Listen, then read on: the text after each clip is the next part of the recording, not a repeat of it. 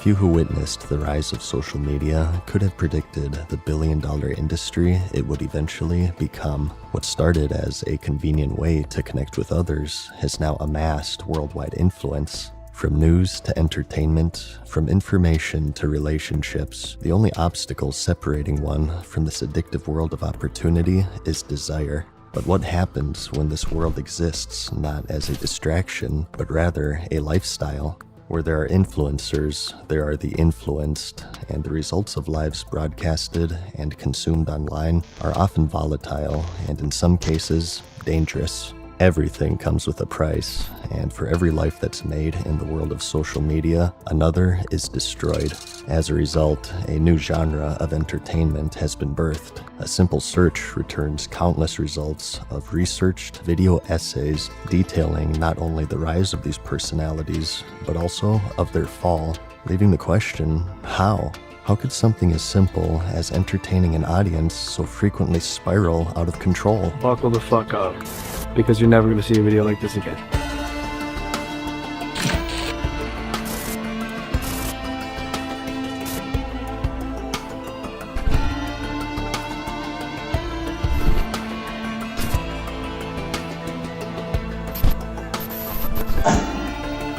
Is this what we have to do?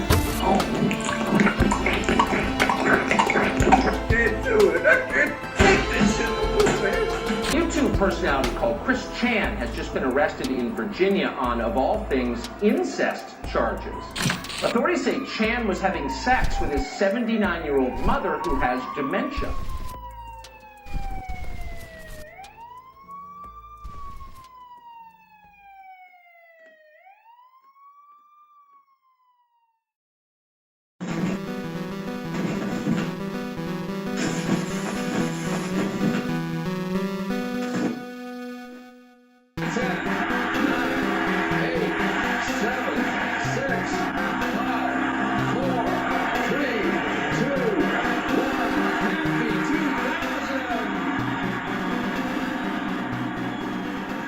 For a person to have influence, they must have a platform. The new millennium for many would prove to be life-changing, as a new piece of equipment had become standard in households around the world.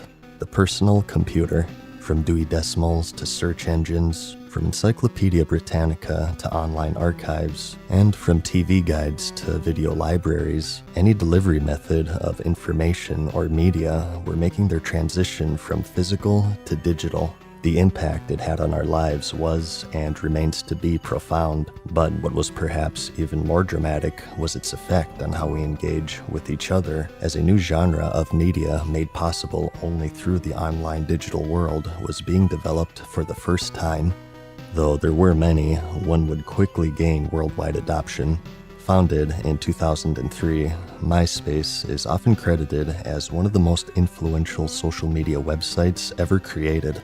With the ability to customize one's page and share their interests and expand their friends lists or chat with acquaintances or even strangers, its popularity began to spread virally, as many would use it as not only a convenient way to connect with their circle, but also for some a replacement to social interaction entirely, as the addictive properties of social media would soon become apparent.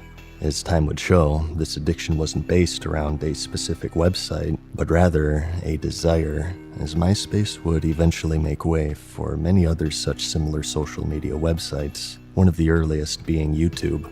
It was a new world of entertainment, not from the very produced mainstream media, but rather from average, everyday people.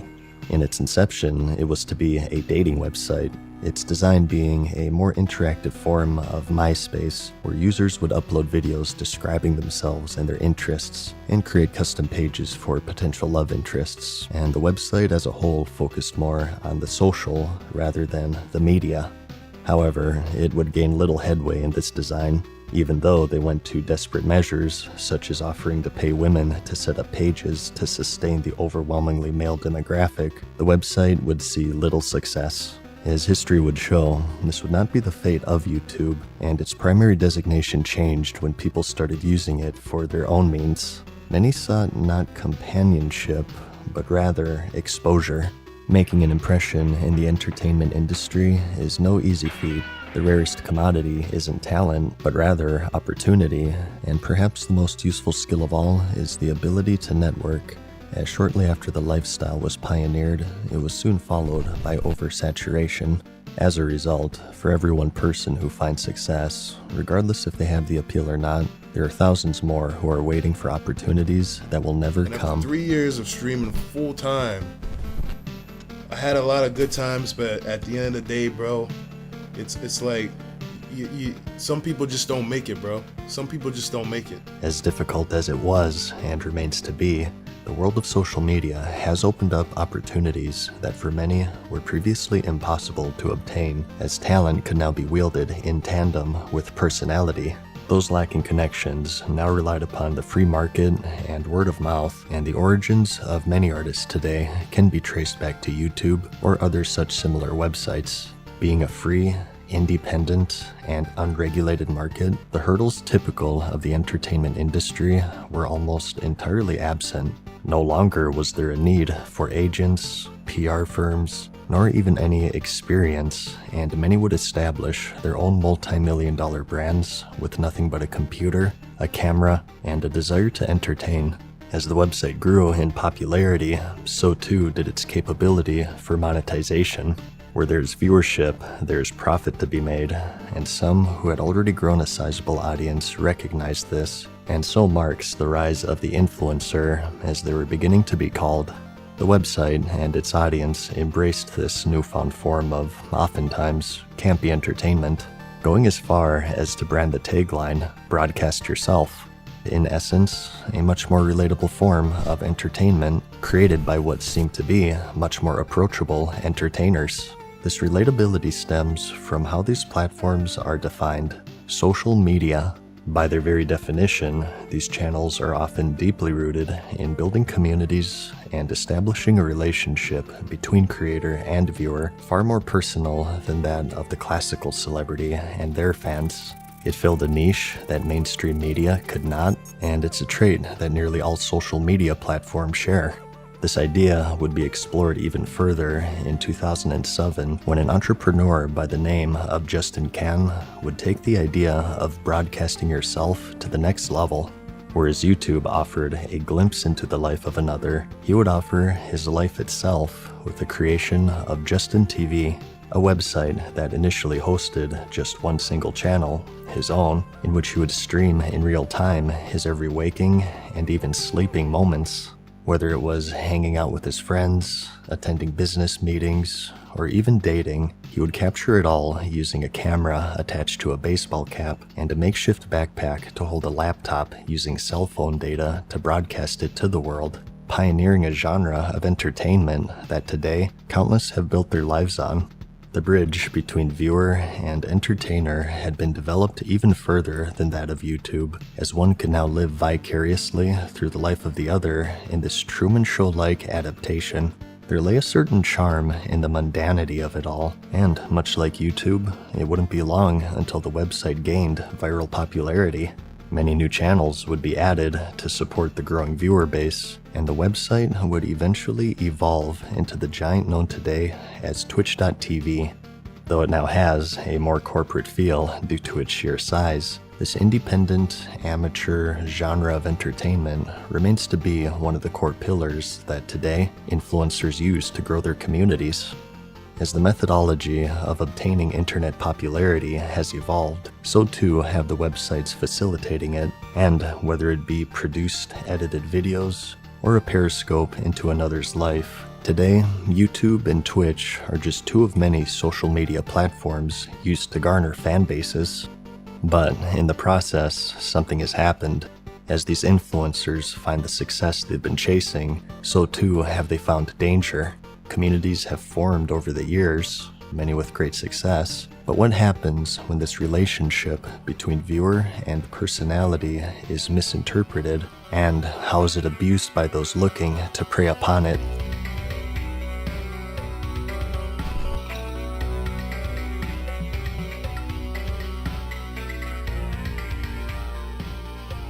The parasocial interaction is a term first coined in 1956 by sociologists Richard Wohl and Donald Horton, and is defined as an asymmetrical relationship between two individuals where one forms a bond of friendship or even romance by consuming media of another, fictional or otherwise. However, this imagined bond is ultimately one-sided, as the balanced reciprocation one would come to expect from a classical relationship is not found. Though first studied in the 50s, these relationships have existed as long as society, culture, literature, and technology have allowed them to exist. Before the internet, there was television, and before television, there was radio, and before radio, there were fictional works. The term today generally holds a negative connotation, but it has been studied that, when wielded responsibly, can have positive effects, such as opening up opportunities for learning. One such example is the educational program for children, Blue's Clues. In this show, the host holds pseudo-conversations with the audience to teach problem-solving skills. As a result, the child viewer may look at him as a friend, making them more likely to trust his words and to follow his instructions. It is even possible that they grow an attachment to him, and in their adult years may reminisce fondly to the imagined bond they once shared. Other such similar programs are abundant and have left a positive, lasting impact to many. However, in the context of social media and the increased access of information, the effect is more severe, and those falling victim to these relationships have grown to unprecedented levels. Previously, in the case of an actor or actress from a popular movie or TV show, it's clear to most that these people are playing a role. Characters devised by a team of writers, blurting out unrealistically quick-witted dialogue in dramatic or exaggerated circumstances. He said the same thing he'd been saying for hours. Burn them all. But what happens where, instead of an actor or actress, it's an online persona? No longer are they on a set playing this fictitious character of drama, action, or humor. Rather, they now speak directly to and engage with their audience. As such, they appear to be a much more approachable and realistic presence in their viewers' lives. The line is blurred because they play the part of themselves, or so it may seem. While some may choose to broadcast to the world their true selves, there are also those who are actors who may hold ulterior motives. Just as how it's been since the dawn of man, among the vulnerable can be found the predator, seeking out the unguarded in order to exploit and manipulate them for their own means. In a relationship where one person dominates the ebb and flow of information, the other's perception of who they are is just that, a perception. And after 2 decades of history, cases of what is portrayed differing greatly from what truly lies behind the curtains are well documented, and many today stand exposed for manipulating more than just time from their audiences. But therein lies the dilemma. Though they are commonly unhealthy and ripe for abuse, these parasocial relationships are not only advantageous for growth, they are often foundational, as the influencer cannot exist without the influenced. To market oneself, one must garner from their audience an investment into their character by way of selective disclosure. The power to influence, however, is a weapon, one that can cause harm to not only the captive viewer, but also the captivating creator. To industrialize human emotion is a lucrative but dangerous game to play, and many fail to anticipate the consequences of the investment they've been seeking, evolving into obsession. Ava says she blocked him on social media when he started relentlessly badgering her. He discovered where she lived, showed up at her house in Florida with a shotgun at 4:30 in the morning and fired through her front door. 30-year-old Michigan man charged with stalking and harassing a local teenager who has hundreds of thousands of followers on social media. They well have some sort of fantasy in their head relationship with the person that they ultimately end up killing. A love relationship with the person that doesn't exist. As the world of social media continues to grow, so too do people's understanding of this term, not from rogue and incidental research, but rather from witnessing the dramatic spectacles that many times ultimately stem from these problematic relationships.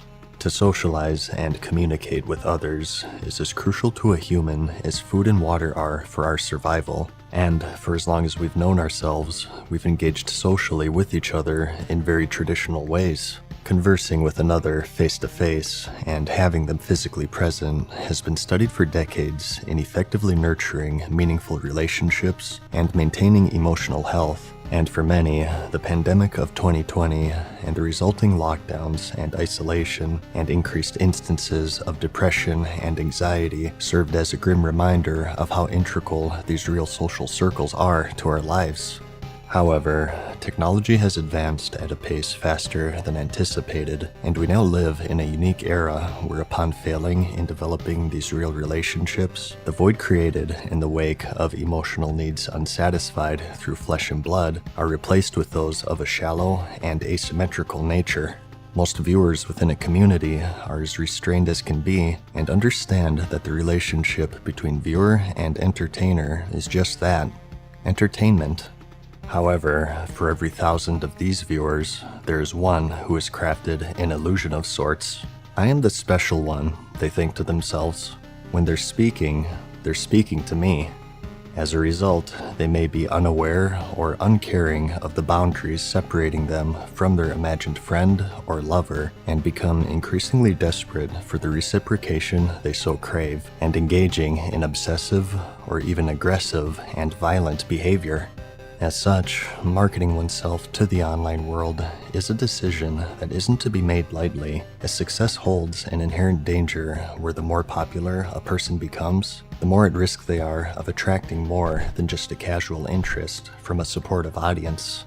Technology has simplified our lives in groundbreaking ways and complicated it in others. Increased access of information has brought not only convenience, but also danger.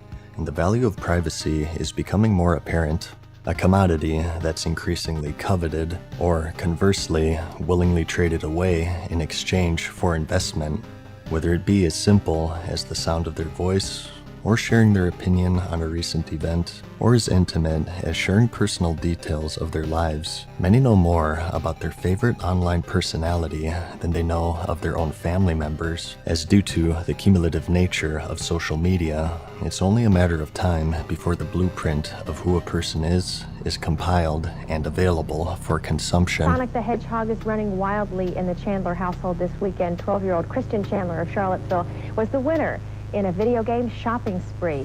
I had to do was exactly watch Sonic the Hedgehog cartoon, and I had to be drawn out of a hat, and I just won.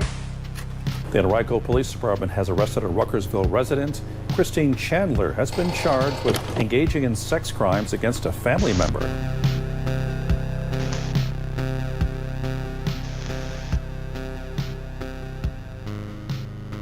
The viewer is not the only one at risk of becoming consumed by social media, and the dangers lurking are not exclusively physical. To obtain success in building an online community can be a fulfilling experience, but to commercialize one's own gift of self is an action that holds consequences, and just as how the influencer may manipulate their audience, the audience may in turn manipulate the influencer and shape their behavior or even their personality.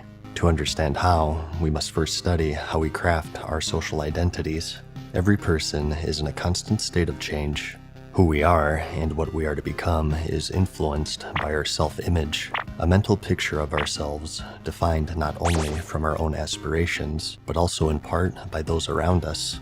This can be observed in how a person's behavior changes depending on who they're interacting with, whether it be a sibling, a coworker, a friend, or a child. A person's words and actions vary greatly because each of these entities' judgments and expectations vary greatly. And when this information is not overtly apparent, we tend to fill in these ambiguities with the only information we have, our own perception of these judgments and expectations. How we see ourselves is influenced by how we believe others see us. This process happens both consciously and subconsciously, and even has a name termed the looking glass self.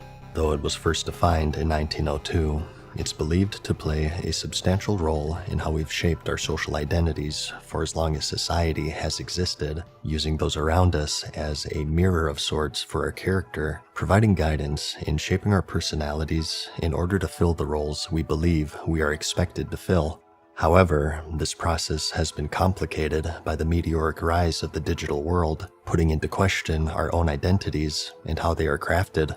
Whereas before, we would refine our personality and behavior based on the feedback which richness can only be obtained from face-to-face tangible environments, we are now more often than ever replacing them with interactions on social media, and the behavior of those in social media is often far different than that of their behavior offline. The point-based reward structure, which is typical of all websites, most often rewards eccentric behavior or outrageous rhetoric, leaving little room for nuance or boundaries forbidden from being crossed. And so enters the online influencer who has transformed what for many is a distraction to an occupation, and if one's workplace is in the digital world, in just a short amount of time, these digital interactions may become their majority, making them their new frame of reference and blinding them to what used to clearly be the exaggerated, excessive, and dramatic tendencies that the online world fosters. For those who have made it a profession to market themselves, it's natural to become conditioned to the unnatural, for the guiding gaze and expectations of family and friends to be overtaken by that of the anonymous unknown, where success is equated to growth, growth dictated by approval, and approval distributed through a feedback loop, which reward structure favors not who they are, but rather who their audience wishes them to be. What's resulted is an extensive history of individuals whose own identity, consciously or otherwise, has been smothered by a social media curated exaggeration of themselves. What's more, this representation of self continues to exist in these online social spaces even during times of inactivity, leaving them constantly exposed to criticism and judgment, and in turn, if consumed, continuously reacting by transforming their identity to conform to the needs of their audience until their thoughts are malleable and actions performative. This is what it means for an influencer to become consumed by their own online presence. To be an influencer on social media is to market oneself to an anonymous online world, and when a person is marketed, the content being consumed is themselves, and in giving pieces of themselves away, they may soon find that they have nothing left to give. While falling into this loop may be easy, breaking out of it is difficult, as too drastic of a change in personality risks alienation from an audience that may have taken years or even decades to build. This feedback loop, as rewarding as it may seem, is invariably unstable, as the relationships from which it stems are entirely superficial in nature. And if or when an influencer's time is passed in the constantly shifting digital world, they may soon find themselves with an identity crafted for an audience that no longer exists, or, in the worst cases, for one that has turned against them.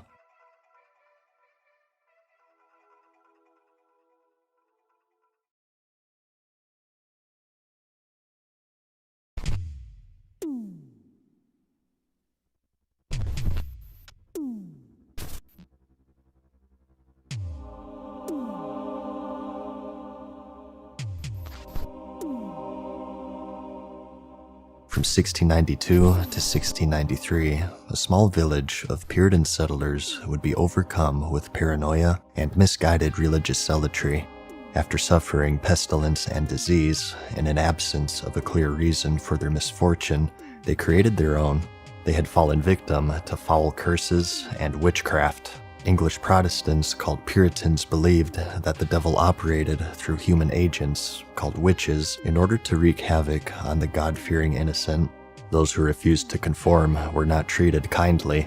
Denying the existence of witchcraft was deemed to be a sign of guilt and would arouse suspicion. The accused would be given two choices: confess to an imagined crime or be hanged. Others who witnessed confessions and seeing forgiveness were encouraged to also confess when accused, legitimizing a dilemma created from thin air. Many sought to protect themselves by falsely implicating others before they themselves were accused, and some simply accused those they didn't like. There existed many methods of testing an accused of witchcraft, including the swimming test, where they would be hogtied and thrown into a pond to see if they would sink or float. The test sought to provoke the judgment of God, as those believed to have rebuked the Christian sacrament of baptism would be rejected by the water, forcing them afloat, while those innocent would receive the gift of absolution in death, as they would sink helplessly to the bottom and drown. Some would be lucky enough to have a rope affixed to them in order to haul them back up, but this measure often proved to be inadequate due to the intensity of the test. There was also the prick test, where the accused is prodded with needles, and if they fail to bleed or feel pain in an area, dark forces were afoot. As word and panic spread across the colonies and Europe alike, some would call themselves witch hunters, a person who travels town to town, earning a wage for each supposed devil worshipper they expose. Though the profession today has been heavily romanticized, unsurprisingly, due to the financial incentive, many of these hunters were nothing more than con artists and opportunists who traded lives for coin through the use of trick tools with retractable blades and needles in order to fool unsuspecting townsfolk into believing that their neighbors were devil worshippers in disguise. This notorious case of hysteria is known today as the Salem witch trials. By its end, in Salem alone, 20 people were executed, hundreds more were imprisoned, and the event today is frequently referenced in studies of how human thinking and behavior change in order to conform with others in a group in a process known as herd mentality. While the madness of the colonial witch hunts has long since passed, the mechanisms that helped to incite them have been seen several times since.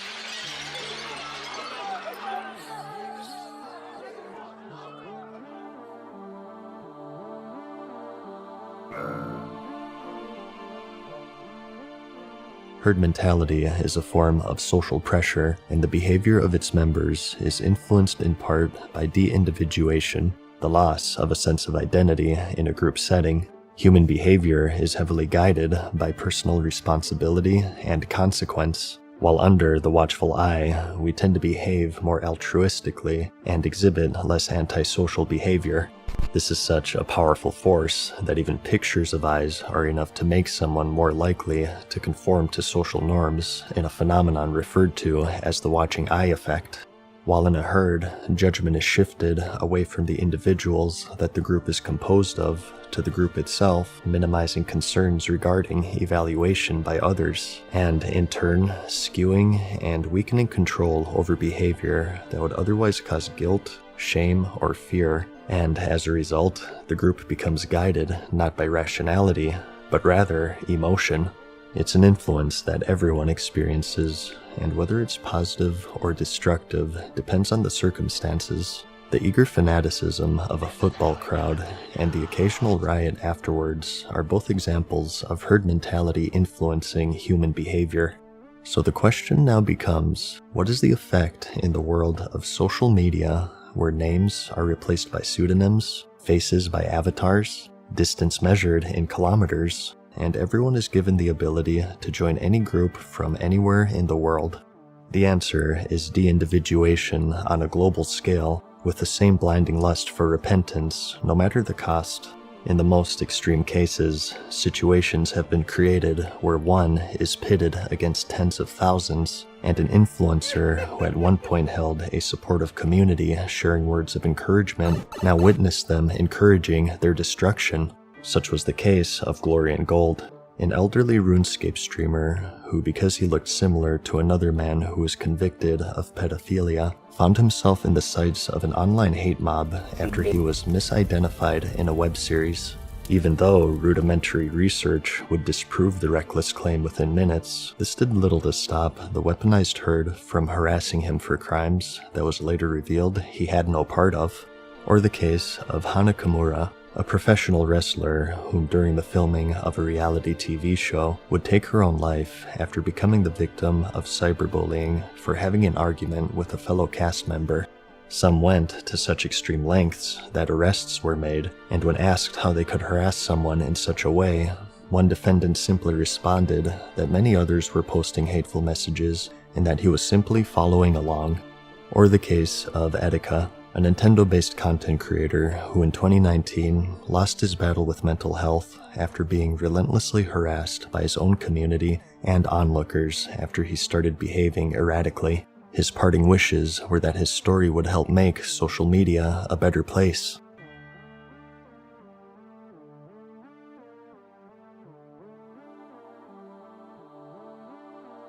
The witch trials have long since been over, but today, the same mechanisms that motivated them are thriving in these online environments. Influencers who find themselves wrapped up in these controversies, whether by their own hand or by bad luck, now satisfy viewers through an unintended manner, as evidenced through a new and thriving genre of entertainment known as the Rise and Fall, an independent documentary series focusing on humble beginnings and dramatic ends, highlighting people who at one point were celebrated and are now humiliated.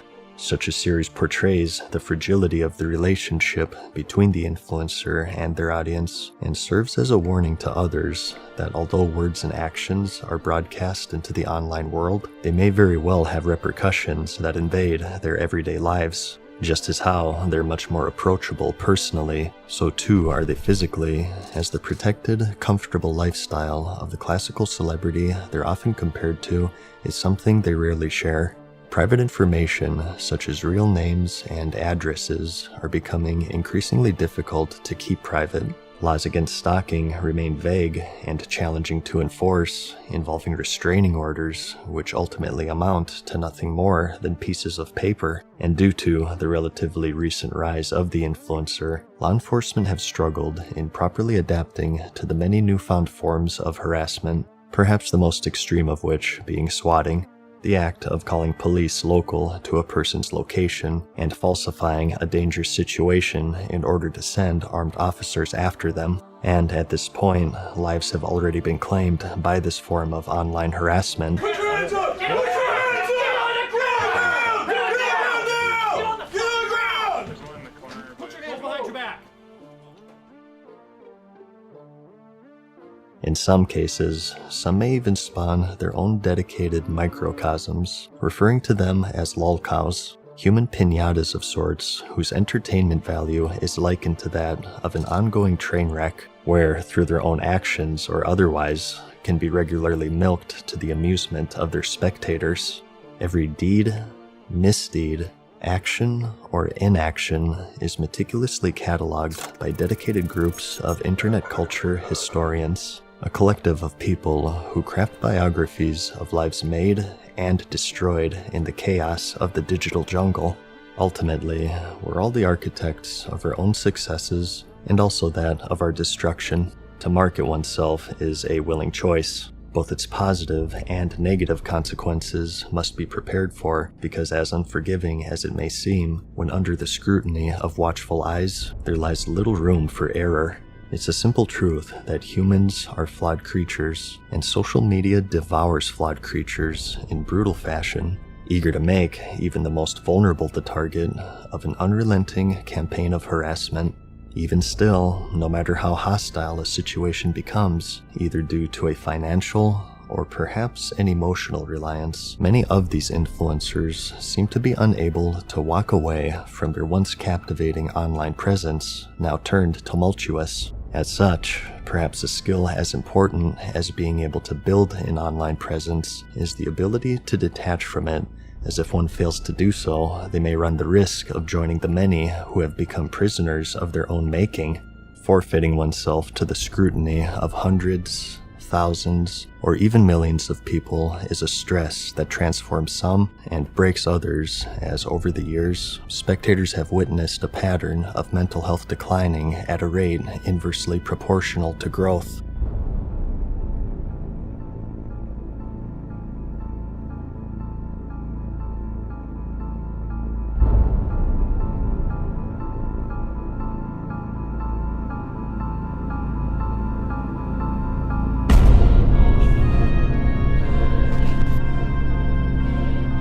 YouTube, Twitch, and other similar platforms, due to their relatively unregulated nature, have given opportunities that were previously unfeasible for many to achieve, and the basic requirements in building an audience has shifted from agents, firms, and auditions to a marketable personality and a simple desire to entertain. However, just as how these hurdles are now bypassed, so too are the fundamental securities that they provide, as foregoing a public relations firm runs the risk of souring relations with the public, and to be more personable with a captive audience may in turn make themselves the captive. Though their beginnings were humble, as a standard, innovation was soon followed by industrialization. From the moment it was realized that there was profit to be made, the formula for what makes someone popular has since been analyzed and optimized, and the industry is beginning to come full circle, as today there exist agencies who train people and craft their lives and personality for the specific purpose of becoming social media influencers. With enough motivation, anything can be compromised and anyone can be influenced, as over the course of nearly 2 decades, viewers have witnessed the lengths that some are willing to go to in order to obtain the coveted life of the social media influencer, or conversely, the lengths they'll go to escape from it. Regardless, to derive value from or to give weight to these fickle, one-sided relationships is a reoccurring pitfall that both influencer and influenced repeatedly fall victim to, and today they continue to walk the fine line between building communities and fostering the inevitable parasocial relationships formed in the process. Both viewer and creator are continuously influenced by forces they don't know exist. Human emotion and gift of self have been wholly industrialized, and the online ecosystem is one ripe for abuse of all manner, serving as the stage for humanity's greatest drama of all, a form of reality TV unrivaled in both its realism and its deceptiveness, leaving in its wake legacies involving not just creativity, inspiration, and passion, but also duplicity, manipulation, obsession, and in some cases, bloodshed. As such, when contemplating and marketing oneself to the world of social media, the question may not be whether or not if success is possible, but rather, what are the consequences if one manages to obtain it, because some boxes, when opened, may never be closed again.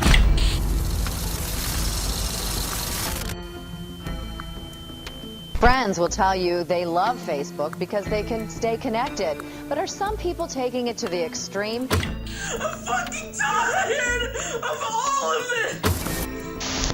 Oh, I'm done! I'm fucking done! You all are just ultimately, really, crazily, you are so super fucked up! Cursed!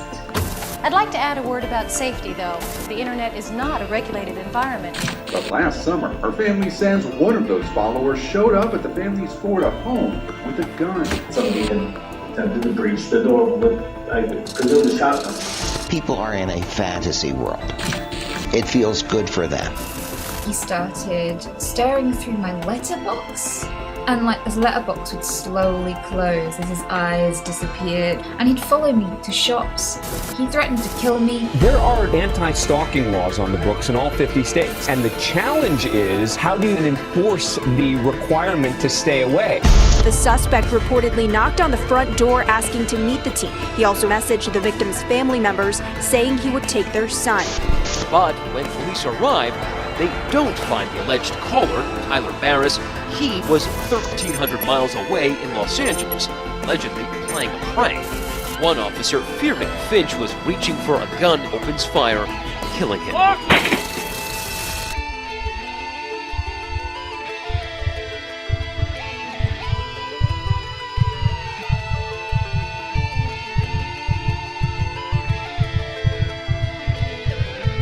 The internet gave us a whole world of exciting new possibilities.